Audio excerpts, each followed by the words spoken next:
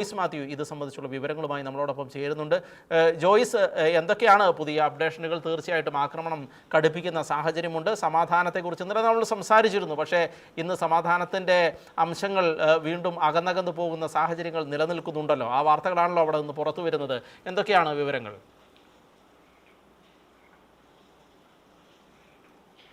Robin, നമ്മൾ പറയുകയാണെങ്കിൽ ഇന്നത്തെ ഒരു സാഹചര്യം പറയുകയാണെങ്കിൽ നമുക്കറിയുന്ന 14ാമത്തെ ദിവസത്തിലേക്ക് കടന്നിരിക്കുകയാണ് യുദ്ധം.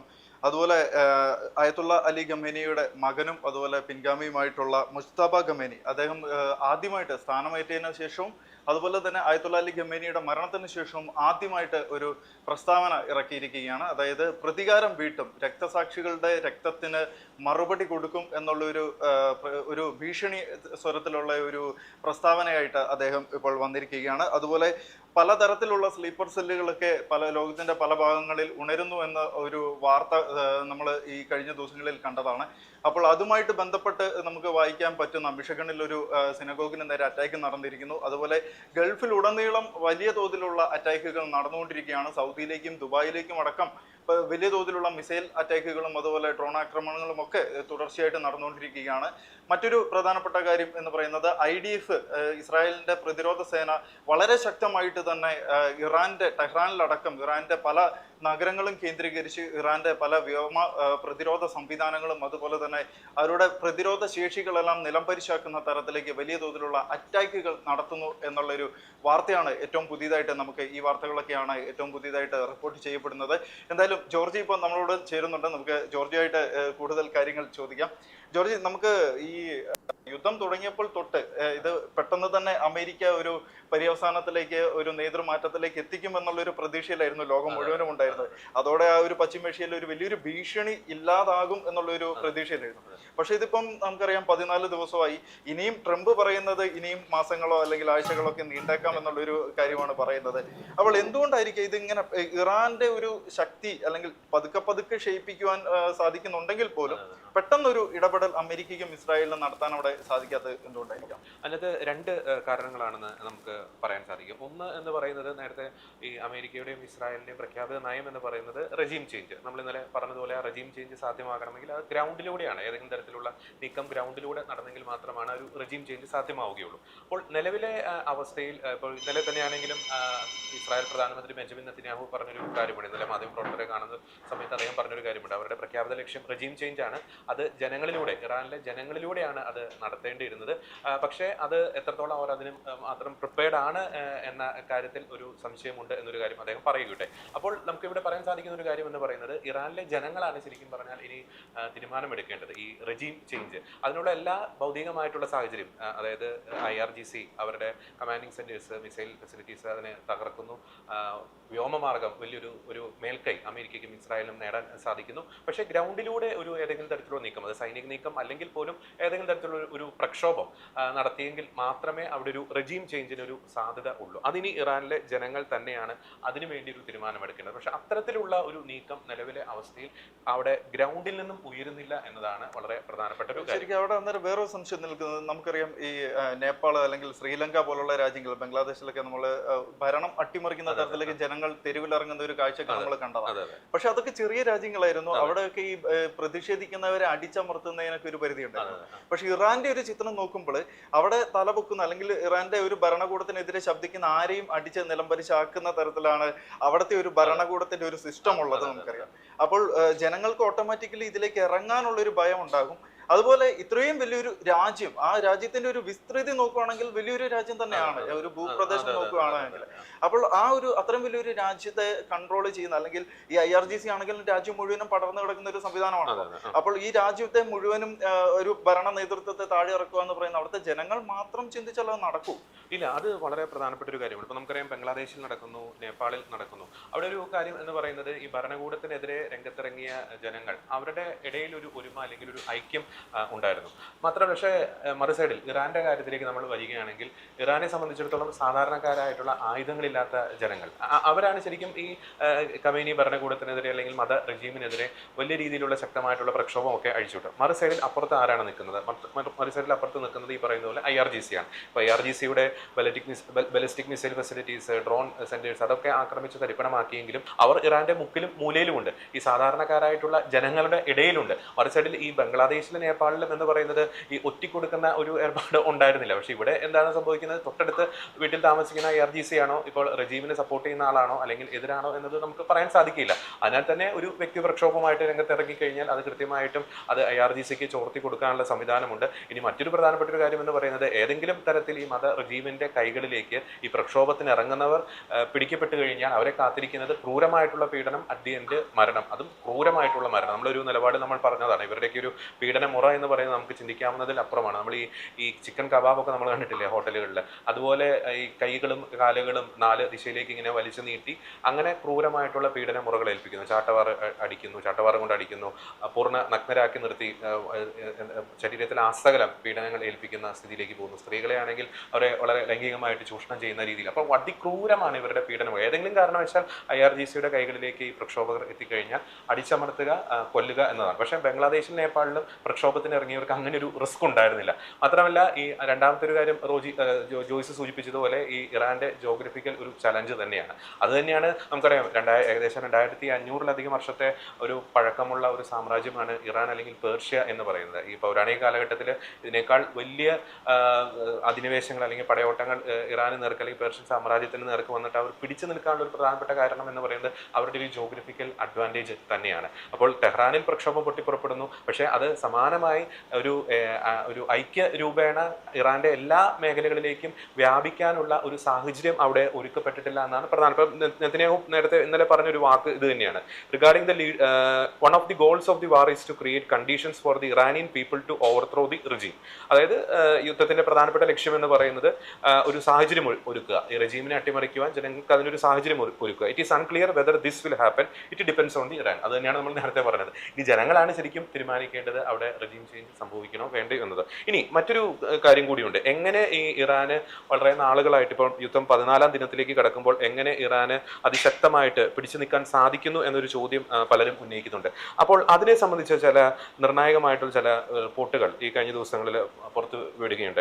അതായത് ബ്ലൂംസ്ബർഗ് എന്ന് പറയുന്ന അന്താരാഷ്ട്ര മാധ്യമം പാശ്ചാത്യ മേഖലയിലുള്ള രഹസ്യാന്വേഷണ ഏജൻസികൾക്ക് നൽകിയ വലിയൊരു മുന്നറിയിപ്പുണ്ട്. അതായത് Putin's hidden hand guides Iran strike in widening war. അതായത് ഇറാന് റഷ്യ ഈ സാറ്റലൈറ്റിലൂടെയുള്ള അല്ലെങ്കിൽ സാറ്റലൈറ്റ് ഇമേജസ് കൈമാറ്റം ചെയ്തുകൊണ്ട് ഈ എങ്ങനെയാണ് ഡ്രോൺ അറ്റാക്ക് കൃത്യമായി നടത്തേണ്ടത് എന്ന ടെക്നിക്കൽ വിവരങ്ങൾ കൈമാറ്റം ചെയ്തുകൊണ്ട് ഇറാനെ ഈ പുറകിൽ നിന്നുകൊണ്ട് ശക്തമായിട്ടൊരു പിന്തുണ റഷ്യ കൊടുക്കുന്നതായിട്ടുള്ള വളരെ ഗൗരവമായിട്ടുള്ള ഒരു റിപ്പോർട്ട് ബ്ലൂംസ്ബർഗ് ഈ പറയുന്ന പാശ്ചാത്യ അന്വേഷണ ഏജൻസികൾക്ക് കൈമാറിയിട്ടുണ്ട്. ഇനി അതിനേക്കാൾ മറ്റൊരു ഞെട്ടിക്കുന്ന ഒരു കാര്യം എന്ന് പറയുന്നത് പലപ്പോഴും പലരും പറയാറുണ്ട് യുദ്ധത്തിന്റെ ആദ്യ ദിനത്തേക്കാളൊക്കെ അപേക്ഷിച്ച് ഇറാൻ വളരെ കൃത്യതയോടുകൂടി തന്നെ ഇസ്രായേലിന് നേർക്കും അല്ലെങ്കിൽ അമേരിക്കൻ ടാർഗറ്റുകൾക്ക് നേർക്കും ആക്രമണം അഴിച്ചുവിടുന്നുണ്ട്.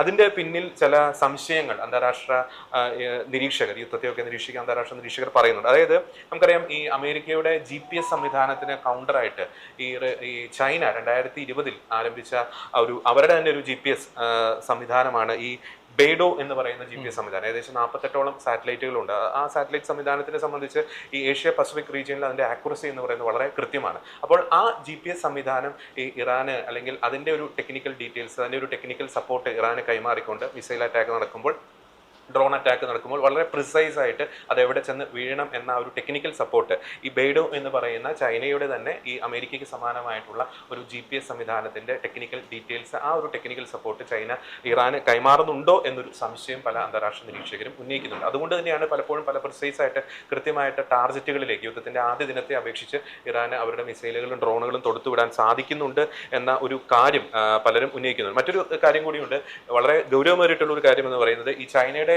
ഈ സൂപ്പർസോണിക് ചില മിസൈലുകളുണ്ട്. അതായത് അതിന് പറയുന്നത് CM302 എന്ന് പറയുന്ന സൂപ്പർസോണിക് മിസൈൽസ്.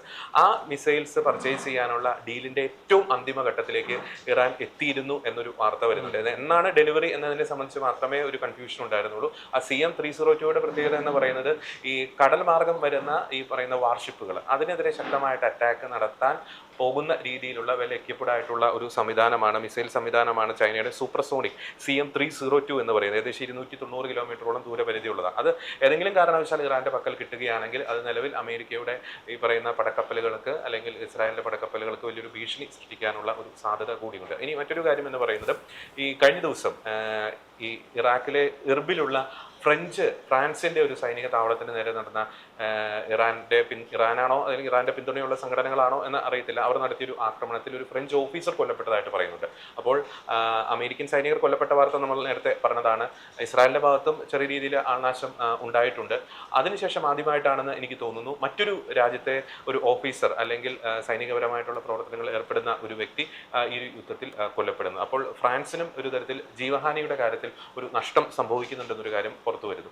ഈ അല്പം വേറൊരു വാർത്ത വന്നത്, ഈ USSR എബ്രാഹാം ലിങ്കൺ എന്ന് പറയുന്ന അമേരിക്കയുടെ പടക്കപ്പൽ, അതിന് സമീപത്തോടുകൂടി അതിന്റെ സമീപത്തെ ഒരു ഇറാനിയൻ കപ്പൽ അത് പാസ് ചെയ്തതിന്റെ ഒരു അടിസ്ഥാനത്തിൽ ഇറാനിയൻ കപ്പലിനെ തകർത്ത് തരിപ്പണമാക്കിയതായിട്ട് ഒരു വാർത്ത റിപ്പോർട്ട് വരുന്നത്. അപ്പോൾ അത്തരത്തിൽ കലുഷിതമാണ് സാഹചര്യങ്ങൾ. ജോയ്സ് സൂചിപ്പിച്ചതിന്റെ ചോദ്യത്തിന്റെ ഉത്തരം നമുക്ക് ഇത്തരത്തിൽ സംഗ്രഹിക്കാം. ഒന്ന്, ജനങ്ങൾ എത്രത്തോളം തയ്യാറായിട്ടുണ്ട് റിജീം ചേഞ്ചിന്, അല്ലെങ്കിൽ അവർ എത്രത്തോളം ധൈര്യം കാണിക്കും എന്നൊരു ചോദ്യം അവിടെയുണ്ട്. രണ്ട് എന്ന് പറയുന്നത്, ഒരു ടെക്നിക്കൽ സപ്പോർട്ട് ഈ റഷ്യയുടെയും ചൈനയുടെയും ഭാഗത്ത് നിന്ന് ഇറാന് ലഭിക്കും. അതാണ് യുദ്ധം നീണ്ടുപോകാനുള്ള ഒരു കാരണമായിട്ട് നമുക്ക് പറയാൻ സാധിക്കും. തീർച്ചയായിട്ടും. നമുക്ക് മറ്റൊരു പ്രധാനപ്പെട്ട കാര്യം, ഇപ്പൊ ഈ ലോകം മുഴുവനും ഇറാന്റെ സ്ലീപ്പർ സെല്ലുകൾ ഉണരാൻ പോവുകയാണ് എന്ന് അമേരിക്കൻ പ്രസിഡന്റ് ഡൊണാൾഡ് ട്രംപ് തന്നെ പറഞ്ഞിരുന്നു. അതുപോലെ തന്നെ അതിനുള്ള നിർദ്ദേശങ്ങൾ ലഭിച്ചുവെന്നും അവരെക്കുറിച്ച് വ്യക്തമായിട്ടുള്ള എവിടെയൊക്കെയാണ് സ്ലീപ്പർ സെല്ലുകൾ ഉള്ളതെന്ന് അമേരിക്കയ്ക്ക് വ്യക്തമായിട്ട് അറിയാം എന്നുള്ള ഒരു പ്രസ്താവന കൂടി ട്രംപ് പറഞ്ഞിട്ടുണ്ടായിരുന്നു. അപ്പോൾ അതിന് ശരിക്കും ഒരു കുറച്ചുകൂടി ഒരു ഊന്നൽ നൽകുന്ന രീതിയിൽ ഇപ്പോൾ ഈ യുദ്ധം തുടങ്ങിയ പിന്നെ 3 അറ്റാക്കുകൾ നടന്നിട്ടുണ്ട്. അതിൽ ഏറ്റവും പുതിയൊരു അറ്റാക്ക് നമുക്കറിയാം ഇപ്പം മിഷിഗണിൽ നടന്നത്. അവിടെ ഒരു ഡേക്കറിന്റെ അടുത്ത മറ്റോ ആണെന്ന് തോന്നുന്നു. അതുപോലെ സിനഗോഗിലും ഒരു സ്ഫോടനം ഉണ്ടായിട്ടുണ്ട്, ഒരു കാർ ഇടിച്ച്. അപ്പം ലോകം മുഴുവനും ഒരു ഭീഷണി ആയിക്കൊണ്ടിരിക്കുകയാണ്. ഇപ്പൊ ഇനി യുദ്ധത്തിന് പുറമെ ഇത് മറ്റ് രാജ്യങ്ങളിൽ ഇതുപോലുള്ള ഒരു തീവ്രവാദ പ്രവർത്തനങ്ങളിലേക്ക് കാര്യങ്ങൾ നീങ്ങുകയാണോ എന്ന് നമ്മൾ സംശയിക്കണ്ടേ? ശരിക്കും ഇന്ത്യയിൽ അടക്കം ഉണ്ടോ സ്ലീപ്പർ സെൽ ഉണ്ടോ നമുക്ക് അറിയത്തില്ലല്ലോ. അപ്പൊ അതൊരു വലിയൊരു ഭീഷണി തന്നെയല്ലേ? തീർച്ചയായിട്ടും അത് വളരെ പ്രധാനപ്പെട്ട ഒരു കാര്യമാണ്. കാരണം ഇറാൻ വളരെ നാളുകളായിട്ട്, വർഷങ്ങളായിട്ട് യുദ്ധം ആരംഭിക്കുന്നതിന് മുമ്പ് തന്നെ ഒരു ബാക്ക് സീറ്റ് ഡ്രൈവിംഗ് ആണ് ഈ അവിടുത്തെ മിഡിൽ ഈസ്റ്റ് പൊളിറ്റിക്സിന്റെ കാര്യത്തിൽ, ആ പൊളിറ്റിക്സ് കലുഷിതമാക്കുന്ന കാര്യത്തിൽ ഇറാൻ സ്വീകരിച്ചിരുന്നത്. അതായത് മുന്നിലിറങ്ങിയവർ കളിക്കാറില്ല. അവർ കളിക്കാറുള്ളത് ഹിസ്ബുള്ളകളെ മുന്നിൽ നിർത്തുന്നു, ഹമാസിനെ മുന്നിൽ നിർത്തുന്നു, ഹൂതികളെ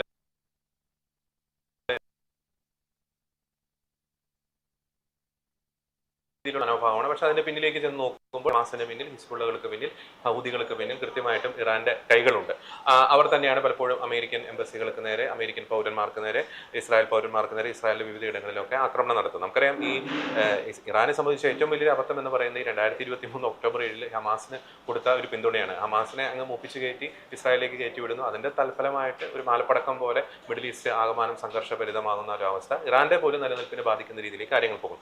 അതേ രീതിയിലുള്ള ഒരു തന്ത്രം തന്നെയായിരിക്കും ഇപ്പോൾ ജോയ്സ് പറഞ്ഞതുപോലെ യുദ്ധത്തിന്റെ പശ്ചാത്തലത്തിൽ. അപ്പോൾ അമേരിക്ക ഡയറക്റ്റ് ആയിട്ട് ഇറാനുമായിട്ടൊരു എൻഗേജ്മെന്റ് നടന്നുകൊണ്ടിരിക്കുന്നു, ഒരു വാർ എൻഗേജ്മെന്റ് അവിടെ നടന്നുകൊണ്ടിരിക്കുന്നു. പാരലായിട്ട് തന്നെ ആഭ്യന്തര തലത്തിൽ ഒരു തലവേദന സൃഷ്ടിക്കുക എന്ന ലക്ഷ്യത്തോടു കൂടി ആയിരിക്കണം ഒരുപക്ഷെ അമേരിക്കയിൽ ഇത്തരത്തിലുള്ള ആക്രമണങ്ങൾ വന്നുകൊണ്ടിരിക്കുന്നത്. അതിന്റെ പിന്നിൽ ഇറാനാണോ എന്ന കാര്യത്തിൽ സ്ഥിരീകരണം ഉണ്ടായിട്ടില്ല എങ്കിൽ കൂടി, പക്ഷേ ഇറാന്റെ ഒരു കറുത്ത കരങ്ങൾ അതിന്റെ പിന്നിൽ ഉണ്ടാകാനുള്ള സാധ്യതയുണ്ട്. അപ്പോൾ അതിന്റെ ലക്ഷ്യം രണ്ടാണ്. ഒന്ന്, അമേരിക്കൻ ജനതയിൽ ഒരു ഭീതി പടർത്തുക, ഒരു ഭയം കൊണ്ടുവരിക എന്നൊരു കാര്യം കൂടിയുണ്ട്. യുദ്ധം അവസാനിപ്പിക്കാൻ ട്രംപിന് മേലൊരു സമ്മർദ്ദം ചെലുത്തുക എന്നൊരു കാര്യം കൂടിയുണ്ട്. പക്ഷേ അതിന്റെ പിന്നിൽ എനിക്ക് തോന്നുന്നു ട്രംപിനെ സംബന്ധിച്ചോളം യുദ്ധത്തിന്റെ കാര്യത്തിൽ ഇത്തരം ആക്രമണങ്ങൾ ഒരു പോസിറ്റീവായിട്ടുള്ള ഒരു ഇമ്പാക്ട് ചെലുത്താൻ സാധ്യതയുള്ള ട്രംപിന് വേണമെങ്കിൽ പറയാം, ഇതാണ് ഇറാൻ, നോക്കൂ ഇതാണ് ഇറാൻ, ഇതുകൊണ്ടാണ് ഞാൻ യുദ്ധം തുടങ്ങിയത്, ഇറാൻ റെജീമിനെതിരെ ഉള്ള അറ്റാക്കിൽ ഇസ്രായേലിന് പിന്തുണ കൊടുത്ത് ഒരുമിച്ച് ഇറാനെതിരെ ഞങ്ങൾ അറ്റാക്ക് നടത്തുന്നത്. ഇനി ഇവരുടെ കയ്യിൽ ഏതെങ്കിലും കാരണവശാൽ ആണവായുധങ്ങൾ ഉണ്ടായിരുന്നെങ്കിൽ എന്തായിരിക്കും സ്ഥിതി? അതിന്റെ സാമ്പിൾ മാത്രമാണ് നമ്മളിപ്പോൾ അമേരിക്കയിൽ കാണുന്നത് എന്ന് വേണമെങ്കിൽ ഈ അറ്റാക്കിനെ ഒന്ന് വ്യാഖ്യാനിച്ചുകൊണ്ട് ട്രംപിന് പറയാൻ സാധിക്കും. അത് അമേരിക്കയിൽ മാത്രമല്ല, ഒരുപക്ഷെ മറ്റ് പലയിടങ്ങളിൽ നമുക്കറിയാം ജൂത സമൂഹങ്ങൾ യൂറോപ്പിൻ്റെയൊക്കെ പല ഭാഗങ്ങളിലും പല രാജ്യങ്ങളിലും ഉണ്ട്. അപ്പോൾ ജൂത സമൂഹത്തെയൊക്കെ ടാർഗറ്റ് ചെയ്തിട്ടുള്ള അറ്റാക്കുകളൊക്കെ ഉണ്ടാകാനുള്ള ഒരു സാധ്യത നമുക്കത് തള്ളിക്കളയാനാകും. ശരിക്കും മറ്റൊരു പ്രധാനപ്പെട്ട കാര്യം നമുക്കറിയാം, മുസ്തഫ ഖമേനി അദ്ദേഹത്തിന്റെ ഒരു അവസ്ഥയെക്കുറിച്ച് ഇപ്പോൾ പല വാർത്തകളും ഇറങ്ങുന്നുണ്ട്. എത്രത്തോളം വിശ്വസിക്കാൻ പറ്റുമെന്ന് അറിയത്തില്ല. ആദ്യത്തെ അറ്റാക്കിൽ തന്നെ ഖമേനി കൊല്ലപ്പെട്ട അറ്റാക്കിൽ തന്നെ പുള്ളിക്ക് പരിക്ക് പറ്റിയിരുന്നു എന്നുള്ളൊരു വാർത്ത ഉണ്ടായിരുന്നു. അതിനുശേഷം ഇന്നലെ ഏറ്റവും പുതിയതായിട്ട് കണ്ട അദ്ദേഹത്തിന്റെ ഒരു കാല് നഷ്ടപ്പെട്ടു എന്നൊക്കെയുള്ളൊരു വാർത്ത ഉണ്ട്. അത് സ്ഥിരീകരിക്കാത്ത വാർത്തകളാണ്. അപ്പോൾ എന്തുകൊണ്ടാകാം അദ്ദേഹം ഇങ്ങനെ ഒരു രംഗത്തേക്ക് വരാതെ ഒരു മാറി നിന്ന് ഇങ്ങനെ നിർദ്ദേശം നൽകുകയോ അല്ലെങ്കിൽ ആദ്യമായിട്ടൊരു പ്രസ്താവന ഇറക്കുകയോ ഒക്കെ ചെയ്യുന്ന തരത്തിലേക്ക് ഒരു ഭയത്തിന്റെ ഒരു ചായ ഉണ്ടാവുമോ? അത് എന്താണ് തോന്നുന്നത്? എനിക്ക് തോന്നുന്നു, അതായത് ഈ പറയുന്ന അദ്ദേഹത്തിന് പരിക്ക് പറ്റി എന്ന് പറയുന്ന വാർത്തകൾ ഒരുപക്ഷെ നമുക്ക് സ്ഥിരീകരിക്കാൻ സാധിക്കുമെന്ന് എനിക്ക് തോന്നുന്നു. കാരണം പരിക്ക് പറ്റിയില്ലായിരുന്നെങ്കിൽ ഒരു പബ്ലിക് ഡൊമൈനിലേക്ക് അദ്ദേഹം വന്ന് ഏതെങ്കിലും തരത്തിലുള്ള പ്രസ്താവനകളോ പ്രസംഗങ്ങളോ നടത്താനുള്ള സാധ്യതയുണ്ട്. ഇപ്പോൾ അദ്ദേഹം ഇത് പറഞ്ഞു, അങ്ങനെ പറഞ്ഞു, ഇത് പറഞ്ഞു എന്നുള്ള രീതിയിൽ പ്രസ്താവനകൾ മാത്രമാണ് വരുന്നത്. അപ്പോൾ അത് അദ്ദേഹത്തിന്റെ ഇപ്പോഴത്തെ ഒരു എക്സാക്ട് പിക്ചർ അത് പുറത്തേക്ക് വന്നിട്ടുണ്ടെങ്കിൽ അത് IRGCയിലെ അവരുടെ ആ ഒരു എന്താ പറയുക അവരുടെ ആത്മവിശ്വാസത്തെ അത് ഗുരുതരമായി ബാധിക്കാനുള്ള ഒരു സാധ്യതയുണ്ട്. അതുകൊണ്ടായിരിക്കും അദ്ദേഹം പുറത്തേക്ക് വരാതെ. ഇനി രണ്ടാമത്തെ ഒരു കാര്യം എന്ന് പറയുന്നത് അതിനകത്ത് ഈ പറയുന്ന ഒരു സൈക്കോളജിക്കൽ ഒരു ടാക്ടിക്സ് എനിക്ക് തോന്നുന്നത്, ഇങ്ങനെ ഈ മുസ്താബ കമീനിനെ ഇങ്ങനെ പ്രകോപിച്ച് ഇങ്ങനെ പരിക്ക് പറ്റി, ഗുരുതരമാണ്, വയ്യാണ്ട് കിടക്കുകയാണ്, കിടപ്പിലാണ് എന്നൊക്കെ പറഞ്ഞ് പരിക്ക് പറ്റി ആളെ മാളത്തിൽ നിന്ന് പുറത്തേക്ക് ചാടിച്ച് ആ ഒരു സെക്കൻഡിൽ ആളെ തീർത്ത് കളയുക എന്നൊരു തന്ത്രം ഇതിന്റെ പിന്നിലുണ്ടോ എന്ന് നമുക്ക് സംശയിക്കേണ്ടിയിരിക്കും. കാരണം ആളിപ്പോൾ എവിടെയാണ് പബ്ലിക് ഡൊമൈനിലേക്ക് വന്നു കഴിഞ്ഞാൽ തീർച്ചയായിട്ടും അമേരിക്കയും ഇസ്രായേലും അറ്റാക്ക് നടത്തും. അപ്പോൾ പരിക്ക് പറ്റി വയ്യാണ്ടിരിക്കുകയാണ്, മിണ്ടാൻ പറ്റില്ല, അങ്ങനെ പ്രകോപനപരമായിട്ടുള്ള കാര്യങ്ങൾ വാർത്തകൾ ഇങ്ങനെ പ്രചരിപ്പിച്ച് അന്ന് കാണട്ടെ, ഞാൻ പുറത്തേക്ക് വന്നു, ഇതാണ് ഞാൻ എനിക്കൊന്നും പറ്റിയില്ല, അല്ലെങ്കിൽ ഇത്ര ചെറിയൊരു പരിക്കാ പറ്റുള്ളൂ എന്ന് പറഞ്ഞ് പുറത്തേക്ക് വന്നിട്ടുണ്ടെങ്കിൽ തീർച്ചയായിട്ടും അത് അയാളുടെ ലൊക്കേഷനെ ട്രേസ് ചെയ്തിട്ടൊരു അറ്റാക്ക് നടത്താനുള്ള ഒരു സാധ്യതയുണ്ട്. അപ്പോൾ മുസ്താബ കമേനി ജീവിച്ചിരിക്കാനുള്ള ഒരു സാധ്യതയുണ്ട്. പക്ഷേ പരിക്ക് ഒരുപക്ഷെ ഗുരുതരമായിരിക്കും, പരിക്ക് പറ്റിയിട്ടുണ്ടെന്നുള്ള കാര്യത്തിൽ യാതൊരു സംശയവുമില്ല എന്നാണ് നമുക്ക് മനസ്സിലാക്കാൻ സാധിക്കുന്നത്. അപ്പോൾ നമുക്കൊരു കാര്യം കൂടി പറയാനുള്ളത്, ഇപ്പം നേരത്തെ പറഞ്ഞതുപോലെ ഇസ്രായേൽ പ്രധാനമന്ത്രി ബെഞ്ചമിൻ നെതന്യാഹു ഇന്നലെ നടത്തിയ ആ ഒരു പത്രസമ്മേളനത്തിൽ പറഞ്ഞ ഏകദേശം ഒരു 4ഓളം കാര്യങ്ങളുണ്ട്. അതിൽ ഒന്ന് നമ്മൾ നേരത്തെ പറഞ്ഞു, ഇറ്റ് ഡിപെൻഡ്സ് ഓൺ ഇറാനിയൻസ്, റിജിം ചേഞ്ചുമായി ബന്ധപ്പെട്ട കാര്യം, അത് ഇറാൻ ജനതയെ ആശ്രയിച്ചിരിക്കുന്നു എന്നൊരു കാര്യം. ഇനി ഹിസ്ബുള്ളയുടെ ഒരു കാര്യത്തിൽ പറയുന്ന ഒരു കാര്യമുണ്ട്, I wouldn't take out life insurance on any leader of the terrorist organisation, I believe there will be surprises എന്ന് പറയുന്നുണ്ട്. ഇറാന്റെ കാര്യത്തിൽ ഹിസ്ബുള്ളയുടെ കാര്യത്തിലും ലീഡേഴ്സിന്റെ ജീവന്റെ കാര്യത്തിൽ യാതൊരു ഇൻഷുറൻസും അല്ലെങ്കിൽ യാതൊരു ഉറപ്പും പറയാൻ ഞാൻ തയ്യാറല്ല. അപ്പോൾ അതിൽ നിന്ന് വ്യക്തമാണ് അവരുടെ അടുത്ത ടാർഗറ്റ് എന്ന് പറയുന്നത് മുസ്താബ കമേനി പോലുള്ള വ്യക്തികളാകാനുള്ള ഒരു സാധ്യതയുണ്ട്. ഇനി രണ്ടാമത്തെ ഒരു കാര്യം എന്ന് പറയുന്നത് ലെബനോന് ശക്തമായിട്ടുള്ളൊരു വാണിംഗ് കൊടുക്കുന്നത്. കാരണം ലെബനോൻ പ്രധാനമന്ത്രി നേരത്തെ യുദ്ധത്തിന്റെ തുടക്കത്തിൽ പറയുകയുണ്ടായി, ഹിസ്ബുള്ളകൾ ലെബനോന്റെ മണ്ണിൽ നിന്നും ഓപ്പറേറ്റ് ചെയ്യാൻ ഒരു കാരണവശാലും അനുവദിക്കുകയില്ല, അങ്ങനെ പ്രസ്താവനകൾ പറയുന്നുണ്ട്. പക്ഷേ ലെബനോൻ ഇപ്പോഴും ഹിസ്ബുള്ളകൾക്ക് വേണ്ടി പിന്തുണ കൊടുക്കുന്നുണ്ട്, അവർക്ക് പിന്തുണ കൊടുക്കുന്നുണ്ട് എന്നൊരു ആരോപണം നെതന്യാഹു ഉന്നയിക്കുന്നുണ്ട്. അപ്പോൾ അതിന് വലിയൊരു വില കൊടുക്കേണ്ടി വരും, ഹിസ്ബുള്ളകൾക്ക് വലിയ ഒരു വില കൊടുക്കേണ്ടി വരും. ലെബനോൻ ഗവൺമെന്റ് അത് കണ്ടറിഞ്ഞ് ഒരു കൃത്യമായിട്ടുള്ള വിവേകത്തോടു കൂടിയുള്ള തീരുമാനം ഹിസ്ബുള്ളകളുടെ കാര്യത്തിൽ എടുക്കുമെന്നാണ് ഞാൻ പ്രതീക്ഷിക്കുന്നതെന്ന് അദ്ദേഹം പറയുന്നുണ്ട്, ഈ പറയുന്ന നെതന്യാഹു പറയുന്നുണ്ട്. ഇനി ഇറാന്റെ കാര്യത്തിൽ അദ്ദേഹം പറഞ്ഞൊരു കാര്യമുണ്ട്, അതായത് ഇറാൻ മുമ്പ് എങ്ങനെയായിരുന്നു അങ്ങനെ ഒരു അവസ്ഥയിലല്ല ഇപ്പോൾ ഇറാൻ ആയിരിക്കുന്നത്. മിഡിൽ ഈസ്റ്റിലെ തന്നെ ഒരു ബാലൻസ് ഓഫ് പവർ അത് അട്ടിമറിക്കുന്ന രീതിയിലുള്ള കാര്യങ്ങളാണ് ഞങ്ങൾ ഇറാനിൽ ചെയ്തിട്ടുള്ളത്. ഇനിയും വരും ദിവസങ്ങളിൽ അത്തരത്തിലുള്ള നീക്കങ്ങൾ ഞങ്ങളുടെ ഭാഗത്തുനിന്ന് ഉണ്ടാകുമെന്ന് ബെഞ്ചമിൻ നെതന്യാഹു പറയുന്നുണ്ട്. അപ്പോൾ ശക്തമായിട്ടുള്ള ആക്രമണങ്ങൾ അങ്ങോട്ടും ഇങ്ങോട്ടും തുടർന്നുകൊണ്ടിരിക്കുന്നു. ഇസ്രായേലിന് നേർക്കും ചില അറ്റാക്കുകൾ ഉണ്ടാകുന്നുണ്ട്, ചിലർക്കൊക്കെ പരിക്കേൽക്കുന്ന സ്ഥിതിവിശേഷം. കഴിഞ്ഞ ദിവസം തന്നെ IDF പുറത്തുവിട്ട ഒരു വിവരപ്രകാരം പടിഞ്ഞാറൻ ഇറാനിലും മധ്യ ഇറാനിലും IDF നടത്തിയ ഏകദേശം 200ഓളം ഇറാനിയൻ കേന്ദ്രങ്ങളിലേക്ക് IDF ആക്രമണം നടത്തിയതായിട്ട് പറയുന്നു. അപ്പോൾ ആക്രമണം രൂക്ഷമായി തുടരുന്നു എന്ന് നമുക്ക് പറയേണ്ടി വരും. തീർച്ചയായിട്ടും. ഞാൻ എൻ്റെ ഒരു പേഴ്സണൽ ആയിട്ടുള്ള ഒരു സംശയം കൂടെ ചോദിക്കുകയാണ്. അതായത് നമുക്കറിയാം ഏറ്റവും കൂടുതൽ ഈ യുദ്ധത്തിന്റെ നഷ്ടം സഹിച്ചത്, അതായത് ഇറാൻ ഒഴികെ മറ്റ് രാജ്യങ്ങളെ നോക്കുകയാണെങ്കിൽ ഏറ്റവും കൂടുതൽ നഷ്ടം സഹിച്ചിരിക്കുന്നത് അറേബ്യൻ രാജ്യങ്ങളാണ്. പക്ഷെ അവരൊന്നും ഇതുവരെ നേരിട്ട് ഒരു യുദ്ധത്തിലേക്ക് ഇറാനെ നേരെ അടിക്കുന്ന തരത്തിലേക്ക് കടന്ന് വന്ന ഒരു സിറ്റുവേഷൻ നമ്മൾ കണ്ടില്ല. അവർക്ക് അമേരിക്കയുടെയും ഇസ്രായേലിന്റെ ഒരു ബാക്കപ്പിൽ നിന്നുകൊണ്ടുള്ള കളിക്കുന്നേ ഉള്ളൂ. എന്തുകൊണ്ടായിരിക്കും അവർക്ക് അത്രയും നാശനഷ്ടങ്ങൾ ഉണ്ടായിട്ടും ഇപ്പോഴും ഇറാനിൽ നിന്നുള്ള ഒരു അറ്റാക്കിംഗ് തുടർന്നിട്ടും അവര് ഒരു തിരിച്ചടിക്കാൻ അവരുടെ ഭാഗത്തുനിന്നൊരു തിരിച്ചടി ഉണ്ടാകാതെ നിലനിൽക്കുന്നതിന്റെ കാരണം എന്തുകൊണ്ടാകും? എനിക്ക് തോന്നുന്നു അവരുടെ ഒരു മിലിറ്ററി സ്ട്രെങ്ത് അതായിരിക്കുമെന്ന് എനിക്ക് തോന്നുന്നു. അതായത് ഇപ്പം ഒരു ഡിഫൻസീവ് മോഡിൽ തന്നെയാണ് ഖത്തറും സൗദി അറേബ്യയും കുവൈറ്റും ഒക്കെ അടക്കമുള്ള രാജ്യങ്ങൾ നിലനിൽക്കുന്നത്. അതായത് ഇറാനിൽ നിന്ന് വരുന്ന ഡ്രോണുകളെ പ്രതിരോധിക്കുന്നു, തിരിച്ച് അടിക്കുന്നില്ല. കാരണം എനിക്ക് തോന്നുന്നു അവരുടെ ഉള്ളിൽ ചിലപ്പോൾ ഒരു ഭയം ഉണ്ടായിരിക്കാം, അതായത് തിരിച്ചടി ഉണ്ടായിക്കഴിഞ്ഞാൽ. കാരണം ഇറാന്റെ ഭാഗത്തുനിന്ന് ഇന്നലെയോ കുറച്ച് മണിക്കൂറുകൾക്ക് മുമ്പ് വന്നൊരു പ്രസ്താവനയുണ്ട്, ഏതെങ്കിലും തരത്തിൽ ഞങ്ങളുടെ എണ്ണ കേന്ദ്രങ്ങൾക്ക് നേരെ, എനർജി ഇൻഫ്രാസ്ട്രക്ചറിന് നേരെ ആക്രമണം നടന്നിട്ടുണ്ടെങ്കിൽ മേഖലയിലെ എല്ലാ എണ്ണപ്പാടങ്ങളും ഞങ്ങളെ കത്തിക്കും എന്ന് അത് നഖശിഖാന്തം ഇറാൻ പറയുന്ന ഒരു കാര്യമുണ്ട്. അപ്പോൾ ഏതെങ്കിലും തരത്തിൽ ഈ പറയുന്ന ഒരു അഗ്രസീവ് മോഡിലേക്ക് ഗൾഫ് രാജ്യങ്ങൾ മാറുകയാണെങ്കിൽ ഇറാൻ പിന്നെ ടാർഗറ്റ് ചെയ്യുക എന്ന് പറയുന്നത് ഇവരുടെ എണ്ണപ്പാടങ്ങളിലേക്കാണ്. നമുക്കറിയാം, എൻ്റെ പരിമിതമായിട്ടുള്ള അറിവ് വെച്ച് ഞാൻ മനസ്സിലാക്കുന്നത് ഒരു എണ്ണപ്പാടത്തിന് അത് തീയിട്ട് കഴിഞ്ഞാൽ അത് പിന്നെ അത് അവിടെ ഒരു ഒരു പരിഹാരത്തിലേക്ക് അത് പിന്നെ പഴയ സ്വഭാവത്തിലേക്ക് കൊണ്ടുവരാൻ വർഷങ്ങളൊക്കെ എടുക്കുമെന്ന് എനിക്ക് തോന്നുന്നു. നമ്മൾ ഇറാഖിലൊക്കെ അത് കണ്ടതാണ്. അതിന് തീയിട്ടുക എന്ന് പറഞ്ഞിട്ടുണ്ടെങ്കിൽ അത് തീകെടുത്തുക, അല്ലെങ്കിൽ അത് പഴയ സ്വഭാവത്തിലേക്ക് തിരിച്ചു കൊണ്ടുവരിക എന്ന് പറയുന്നത്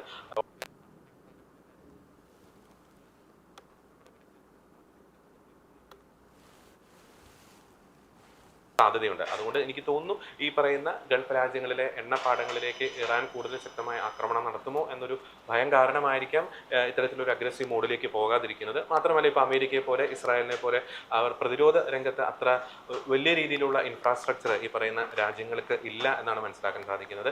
കാരണം അമേരിക്കയുടെയും ഈ പറയുന്ന യൂറോപ്യൻ രാജ്യങ്ങളുടെയും സൈനിക താവളങ്ങളുടെ ഒരു കരുത്തിൽ അല്ലെങ്കിൽ ഒരു ബലത്തിലാണ് അവർ നിലവിൽ അങ്ങനെ നിൽക്കുന്നത്. മാത്രമല്ല, നമുക്ക് അവർ ഈ ഒരു യുദ്ധവുമായി ബന്ധപ്പെട്ട അത്തരത്തിലൊരു സംഘർഷത്തിൽ എൻഗേജ്ഡ് ആയിട്ട് വർഷങ്ങളായി. നമുക്കറിയാം 90കളിൽ നടന്ന ഈ കുവൈറ്റ് ഇറാഖ് യുദ്ധത്തിന് ശേഷം ഇങ്ങനെ തരത്തിലുള്ള ഏതെങ്കിലും സംഘർഷം, മാത്രമല്ല ഇപ്പോൾ ഈ സൗദി അറേബ്യയാണ് നമുക്ക് ഒഴിച്ചു നിർത്താം. ഹൂതികൾക്ക് നേരെയുള്ള അറ്റാക്ക് അങ്ങോട്ടും ഇങ്ങോട്ടും ഉണ്ടാകുന്നുണ്ട്. അതല്ലാത്ത ഈ ഒരു ലാർജ് സ്കെയിൽ വാറിലൊക്കെ ഇൻവോൾവ് ആയിട്ടുള്ള പരിചയം ഈ പറയുന്ന ഗൾഫ് മേഖലയിലെ രാജ്യങ്ങളുടെ സൈന്യ നിരക്ക് ഈ അടുത്ത കാലത്തൊന്നും ഉണ്ടായിട്ടില്ല. അപ്പോൾ അതിനാൽ തന്നെ ഒരു അഗ്രസീവ് മോഡിലേക്ക് പോയി കഴിഞ്ഞാൽ ഒരുപക്ഷെ തിരിച്ചടി കിട്ടുമോ എന്നൊരു ഭയമായിരിക്കാം ഈ പറയുന്ന ഗൾഫ് രാജ്യങ്ങളെ ആക്രമണത്തിൽ നിന്നും പിന്തിരിപ്പിക്കുന്നതെന്ന് എനിക്ക് തോന്നുന്നു. തീർച്ചയായിട്ടും. എന്തായാലും റോബിൻ, ഇപ്പോൾ യുദ്ധം ശക്തമായി തന്നെ മുന്നോട്ട് പോയിക്കൊണ്ടിരിക്കുകയാണ്. സമാധാനത്തിനുള്ള വഴികളൊന്നും ഇപ്പോൾ നിലവിൽ തെളിയുന്നില്ല എന്നാണ് നമുക്ക് യുദ്ധ മേഖലയിലെ ഒരു സാഹചര്യം വിലയിരുത്തുമ്പോൾ മനസ്സിലാക്കുന്നത്. എന്തായാലും വരും ദിവസങ്ങളിൽ ഇതിൻ്റെ കൂടുതൽ വാർത്തകൾ ഇപ്പോൾ അമേരിക്കയുടെ ഭാഗത്തു നിന്നായാലും ശരി, അല്ലെങ്കിൽ ഇസ്രായേലിൻ്റെ ഭാഗത്തു നിന്നായാലും ശരി, ഈ യുദ്ധം അവസാനിപ്പിക്കാനുള്ള ഏതെങ്കിലും ഒരു ശക്തമായിട്ടുള്ള നീക്കം ഉണ്ടാകുമോ, അല്ലെങ്കിൽ ഒരു കരയുദ്ധത്തിലൂടെയോ അല്ലെങ്കിൽ ഒരു വ്യോമ യുദ്ധത്തിലൂടെയോ ശക്തമായിട്ട് ഇറാനെ പിടിച്ചെടുക്കുവാനുള്ളൊരു നീക്കം ഉണ്ടാകുമോ എന്ന് നമുക്ക് കാത്തിരുന്ന് കാണാം. റോബി. ജോയ്സ് മാത്യു ആണ് ന്യൂസ് ഡെസ്കിൽ നിന്നും നമുക്ക് വിശദമായ വിവരങ്ങൾ നൽകിയത്. തീർച്ചയായിട്ടും യുദ്ധം കൊടുമ്പിരി കൊണ്ടിരിക്കുന്ന സമയമാണ്. ആക്രമണം രൂക്ഷമായി തുടരുന്നു. നമ്മൾ നേരത്തെ സൂചിപ്പിച്ചിരുന്നു, അമേരിക്കയുടെ ഒരു എയർ ടാങ്കർ